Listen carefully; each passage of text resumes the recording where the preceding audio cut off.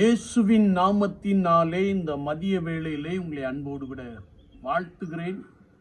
குயவனே என்ற நிகழ்வின் அடிப்படையிலே ஜெபத்தின் மேன்மையை குறித்து நாம் தியானித்துக் கொண்டே இருக்கிறோம்.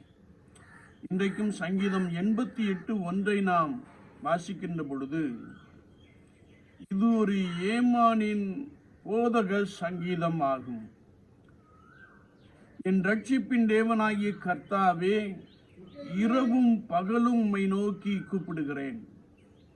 என் ஆத்துமா துக்கத்தால் நிறைந்திருக்கிறது என்று ஆண்டவரை நோக்கி விண்ணப்பம் பண்ணுகிற ஒரு காட்சியை குறித்து நாம் வேதத்திலே தெளிவாய் வாசிக்கிறோம். யோபு என்ற பக்தன் சொன்னபோது, என் துக்கம் சொல்லி முடியாது என்று சொன்னார். ஏனென்றால் மிகப்பெரிய செல்வச் சீமானாய் வாழ்ந்து கொண்டிருந்தார். ஒரே நாளிலே எல்லாவற்றையும் இழந்து போனார். மாத்திரமல்ல, தன்னுடைய சரீரத்திலே கொடிய வியாதி அவரை பிடித்து கொண்டபடியினாலே அந்த வியாதி நிமித்தமாய் ஒரு ஓட்டை எடுத்து தன் சரீரத்தை சுரண்டி கொண்டே இருந்தார். அவருடைய நண்பர்கள் அவரை பார்க்க வந்து சொன்னபோது யோபு உருத்தெரியாமல் இருந்தார்.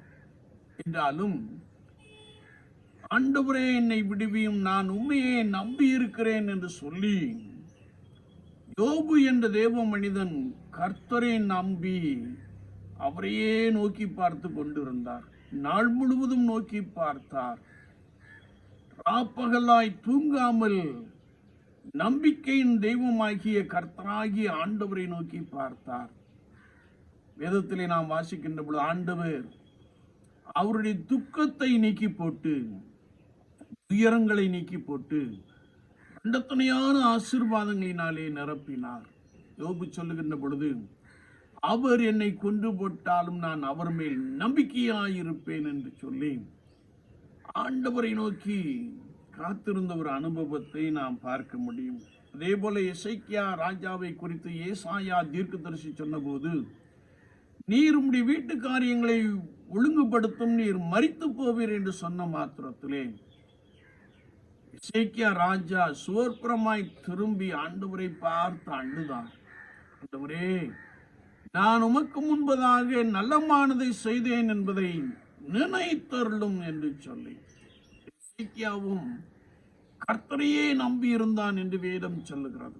என்னை கேட்டுக்கொண்டு இருக்கிற என் அன்பு சகோதரனே, சகோதரியே, ஒருவேளை உன்னுடைய வாழ்க்கையிலே நீ துக்கத்தால் நிறைந்த ஒரு மனிதனாய் அல்லது மனுஷியாய் காணப்படலாம். எல்லாவற்றையும் இழந்து தவிக்கிற ஒரு நபராக காணப்படலாம். அது மாத்திரமல்ல, உன்னுடைய சரீரத்திலே காணப்படுகிற வேதனைகள், வியாதிகள் உன்னை உருக்குலைய செய்து கொண்டே இருக்கலாம். ஆனாலும் நீ ரட்சிப்பின் தேவனாகிய கர்த்தரை நோக்கி இரவும் பகலும் கூப்பிடுகின்ற பொழுது அவர் உனக்குள்ளே பலத்த அதிசயங்களை, பலத்த அற்புதங்களை செய்ய போதுமானவராக இருக்கிறார்.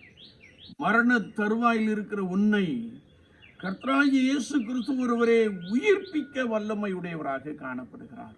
அவரையே நோக்கி பார்ப்போம். செபத்திலே நாள் முழுவதும் இரவும் பகலும் காத்திருப்போம். அவர் உங்கள் நடுவிலே பெரியவராக இருக்கிறார்.